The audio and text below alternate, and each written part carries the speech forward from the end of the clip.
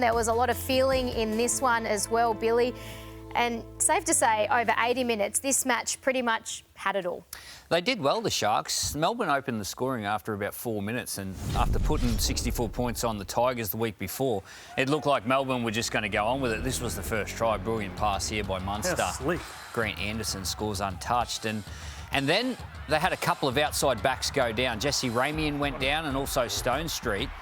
And it was a little bit panic stations, but players that didn't panic, and they just went on with the job. And I thought their halves were brilliant. Nico Hines, Braden Trindle's kicking game was perfect. That was obviously a plan to kick to Suafalongo and keep the ball away from Xavier Coates. It was an epic game, and it went right down to the wire, but it just had some really big moments. Xavier Coates jumping over Daniel Atkins was a big moment. This was a big moment just before half-time. He's playing super, isn't he? Oh, isn't he a good player? Really? He's got the 6 on his back, but he's an out-and-out halfback. All the tries by Storm pretty much down their left side. Pretty much their left side's got so much strike.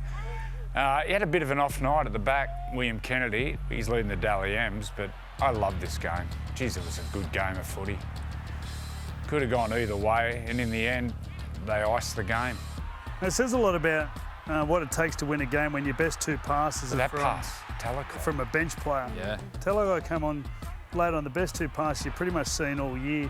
That's the sort of what you need to win these days. You need people to come on to be able to make a difference and to add to you, but he was awesome. But I thought Cronulla got the best motivation at the moment. Everyone tells them they can't win big games, and that's the easiest motivation to fight. So I think this year they're going to be as hard as they've ever been because it's easy. Every week they come up against a big team, it's like, you know what?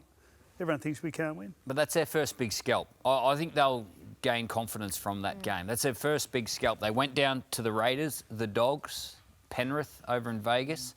It's the first time they've beat a big team that everyone thinks is going to be there at the end of the year. The Manly game was pretty good, I thought. Yeah, they beat Manly twice. Yeah, the one over there, that was last week, I think. I thought their Parramatta game was... Parramatta sitting down the bottom of the table. I thought that was also a step up. Did you think that was a magic round? I thought that was pretty good. You spoke to Harry Grant this morning? No. No. He got through all right, mate. Looked like it, yeah. Yeah, he played 60-odd minutes. He normally doesn't play 80. They managed him, but, yeah, he looked fine. Yeah, I think that was a plan to bring Harry off after 30 minutes. Being in and around the Storm throughout the week. The plan was to play him that first half for about 30 minutes and then give him a bit of a spell. Yeah, look, Harry Grant's a super professional. You knew he was going to come back and make an impact. Obviously been out for a month with a hamstring injury and looked like he hadn't missed a game. So, they just couldn't get it done. What about Craig Bellamy's part of New South Wales, Bill? Do you think that, obviously that's going to help because he's just a quality coach and a quality person, but, a lot of the talk is around, controlling Harry and him out of dummy half. What do you think Belly will take into the meeting room? Yeah, I'm not sure. Look, Craig Bellamy doesn't change too much for specific players. He's very much orientated on the effort areas of his team's performances and what they can do. I actually played against Craig Bellamy as a coach for New South Wales, and he was on record saying he found it incredibly difficult to coach against you lot. What I'd imagine it would be. I'd imagine it would be. But, the one thing that Laurie Daly has done is he's put some really good people in and around him. I think Boyd Cordner's there, Brett White, Matt King, and also Frank Panisi and Craig Bellamy. So, they'll be getting the best out of their team, that's for sure. Tough night for Craig Bellamy last night, and someone who made life even tougher was Ronaldo Mulitalo, not only setting up tries but just the niggle as well. He's the player you'd love to have in your team, but you just want to knock his head off if you're playing against him. He's too good a player to be doing this. Ronaldo, stop it. Stop carrying like a peanut.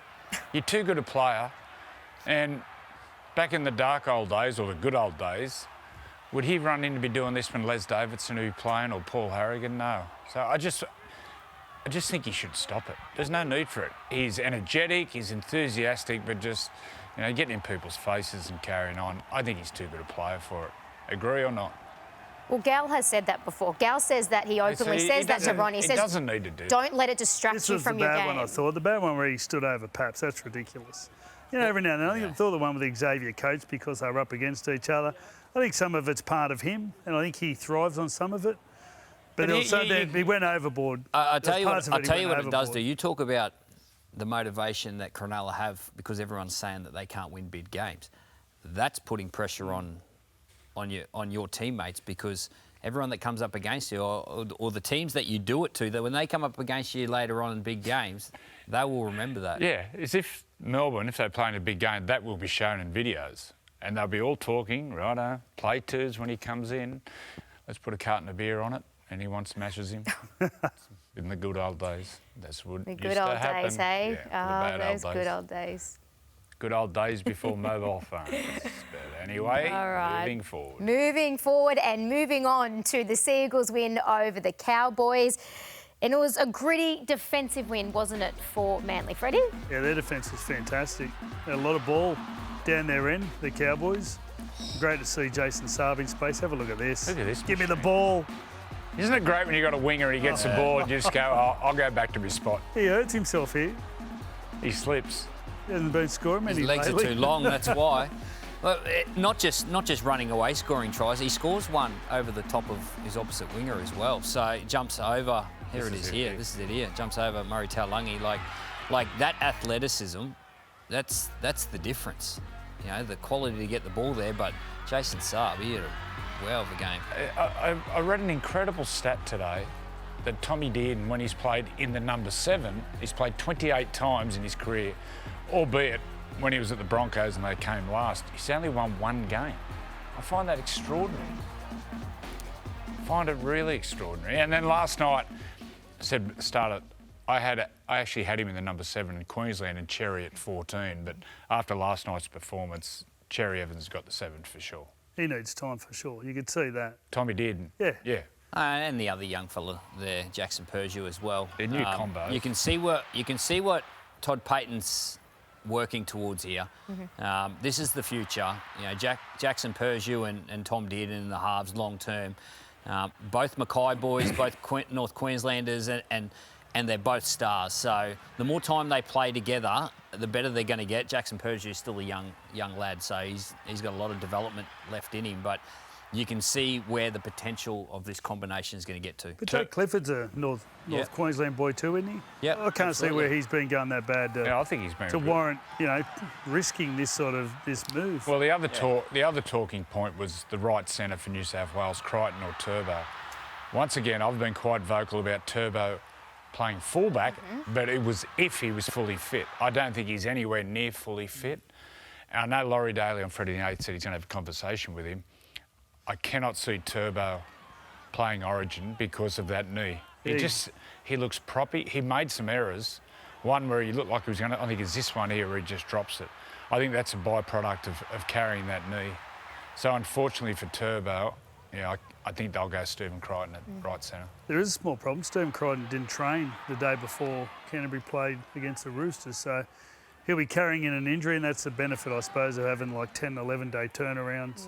Allows players to recover from their minor injuries. But yeah, Turbo, you can see there was too much thinking. There's a few errors going on. There was a pass there once where he threw it straight to the North Queensland player, and you just see there was just a lot going on in his head. Normally he just flows into the game. How old's Turbo now? Oh, he'd be 28, I reckon, 29. Footy players thinking, that's dangerous. Oh yeah, absolutely. Like you don't need thinking. I love it when you can tell Joey's thinking. I'm thinking. It's like a hamster with upstairs. I'm thinking what I did last night. That's what I'm thinking. When you came to me, I was like, oh, not again. Where's the current affair? Where is he? Where's Danny Widler? You're going to call me. Hey, Buzz. Anyway. Yeah, they're always low. Those days are gone, aren't they? The error as such, or the missed knock-on from Roger Tuivasa-Sheck in the lead-up, Freddie, and that was blatant, wasn't it? That was blatant, yeah. That was blatant. I'm not sure how you're going to say that's gone backwards. And they can make mistakes. They should have defended it. That try there, Joey. Yes. Like Luke Metcalf. Yeah. You don't do that without being confident. Like the confidence this young man's playing with at the moment. Round one, over in Vegas, Yeah. There's no way in the world he would have done that. No. Filling in with Sean Johnson, all that pressure. But he is the most improved player in the competition. You can just see the way he's carrying himself. His kicking game, this is another try that he sets up. Oh, which I thought was a try, got taken off him. But his combination with Murata Niukora on that right side, he's going to start manipulating defenders. Because Murata plays that quick play the ball. That's a fast twitch, that. And he's a run threat. Because he's a run threat, his passing game's improved. I know I've sat here and just praised Izzy Katoa, but this bloke here, he's origin bound too. He'll be in and around that. Well, that's not thinking, Freddie. That's just reacting. He just felt that and just played it in the confidence that obviously his coaching staff, his team over there, and the environment that they're giving him allows him to do that. That was brilliant play. So he actually played outside Sean when Sean played his last year and had that great year. So, like, he's been around this place for a while now, Lou Metcalf. He started off with the Sharks. He's actually like a Coffs Harbour boy. Coffs boy, yeah. Yeah, so he's at the Sharks. He's been to Manly, been to a few clubs, but also had a few injuries. He was pretty lean coming through. I coached him as a young kid. He played in one of those junior origin games. He scored 3 tries just through being fast. He's and lightning, supporting. isn't he? He is next level fast. So to have that other skill and then seeing what he just saw, as Billy just said, with the kicking and having that confidence, he's a real weapon. So I think the point off the top there was the missed knock-on from Roger Tuivasa-Sheck resulted in that try happening.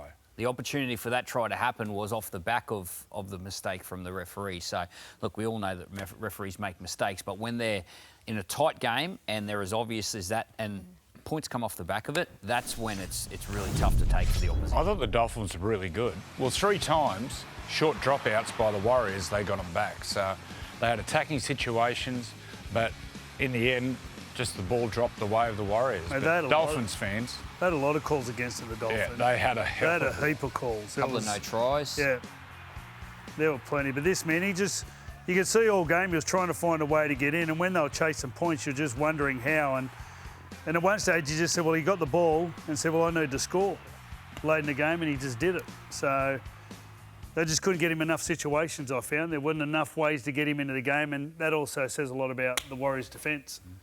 They were sort of protected. They knew what was coming and they stopped it. the defence was incredible, right? Because over the years, traditionally, we think Warriors' great attacking side, but their defence has been one of the key reasons that they've won 5 on the trot, 8 of their last 9, and sitting second on the ladder, Bill. Absolutely. It's probably the reason why you get a record of 8 of your last 9 is because of your defence. You know, the Warriors have always been brilliant with the football, and at times they still are, but it's their work off the foot. It's their work in and around the effort areas of the game that Andrew Webster has created at the Warriors. There's a real culture over there at the moment, and you know, after round 1, they're in the category of the Roosters where we're thinking, geez, are they going to win a game?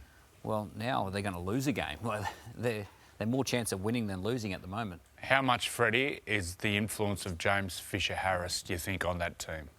We look at all those players that have left Penrith, what they've taken to the other clubs. You look at Canterbury and the way they defend, especially through the middle. And you've got a lot of players there that are all too small, you know, unrecognised, left other clubs, and they just find a way. And there's obviously there's the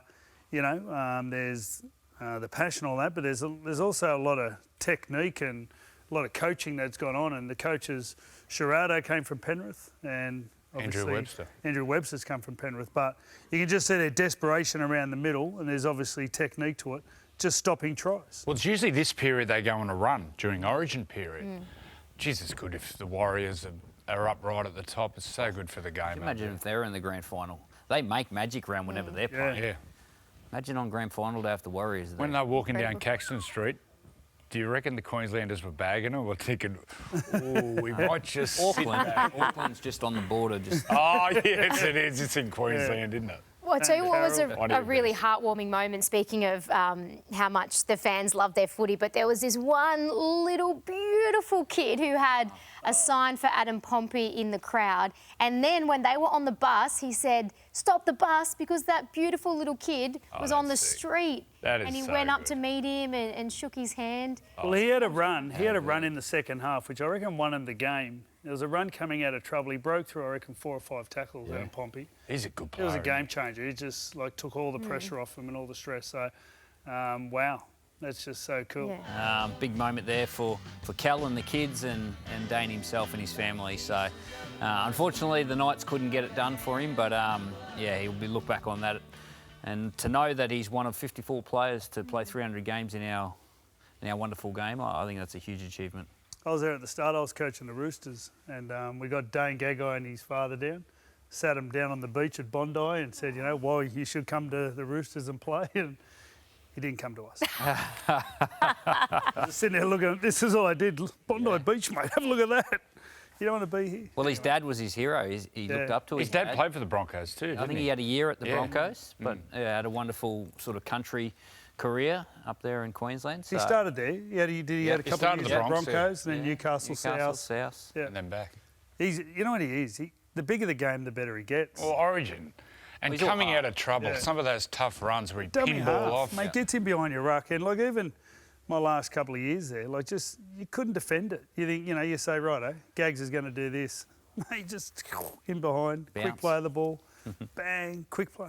Oh, nightmare. Well, Friday night, can't sleep. Many nights you have that.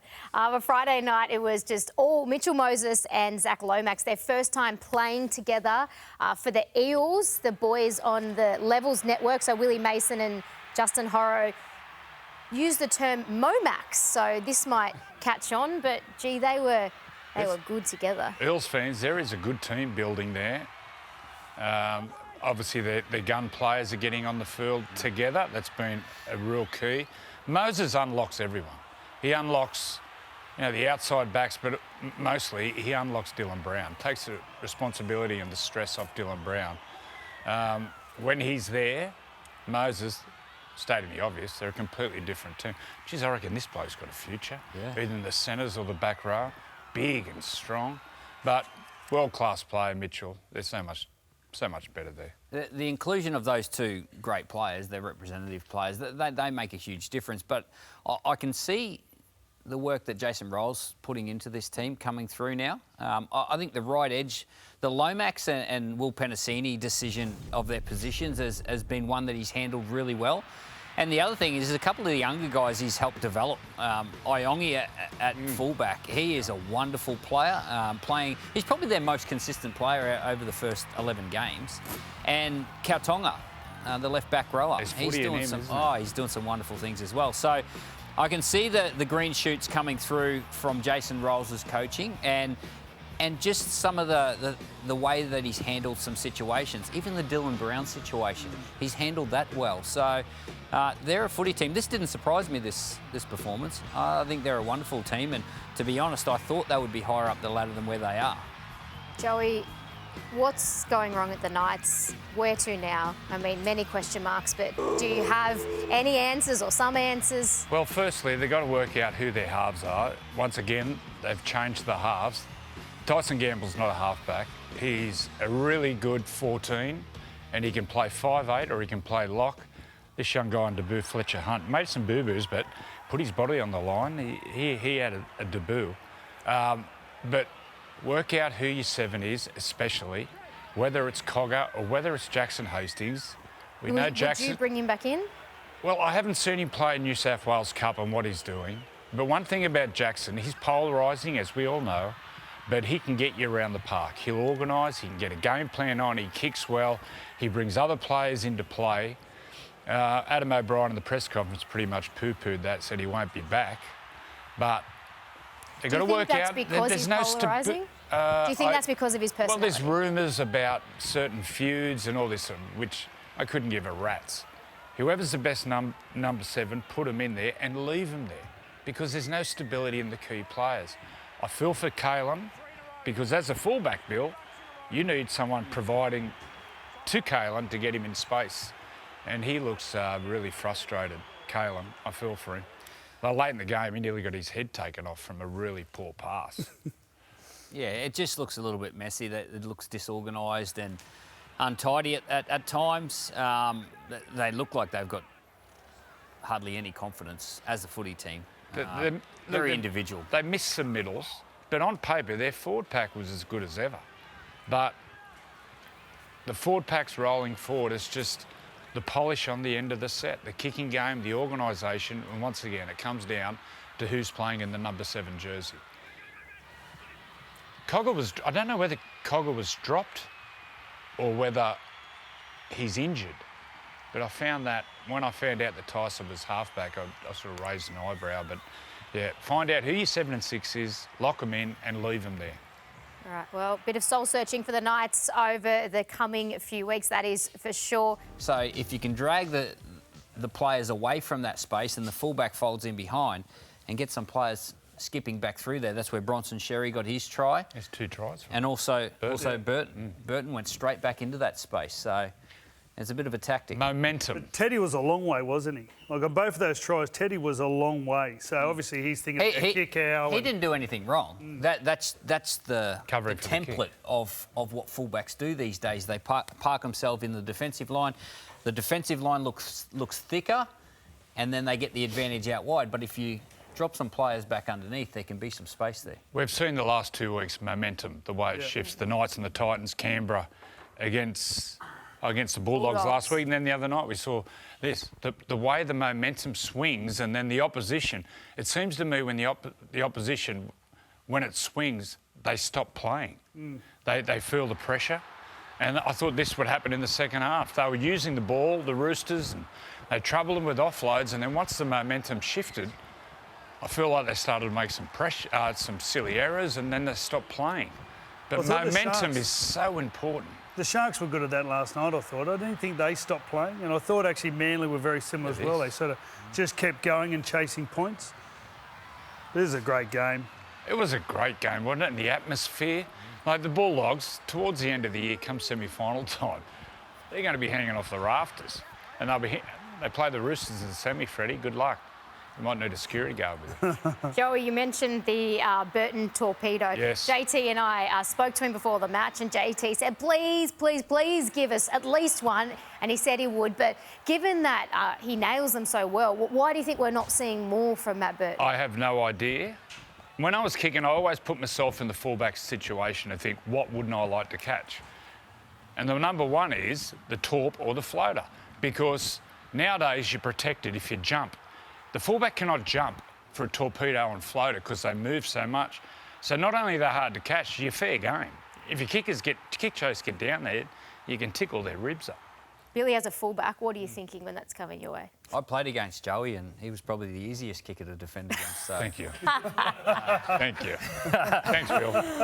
You're absolutely right. You want to give your opposition what they don't want. Yeah. And those floating kicks where you can't leave the ground, and if you can time that perfect, the hardest thing with it is it's hard to put it exactly where you want it. The end-over-end kicks are easy to put it right on a dime. Or practice more. Well... It's hard to argue. They've lost one game. Yeah. So they're doing something right. Can I give a special mention? He saved it. Ashley Klein. Great referee. Stayed out of the game, no one noticed. So Ashley Klein, well done. The refereeing too, very good. Todd Smith the other night, last night, he was very good too. But Ashley Klein, well done. Hashtag stay out of the game. Hashtag Thought he was outstanding. The game flowed. The game flowed. There you go. Well done.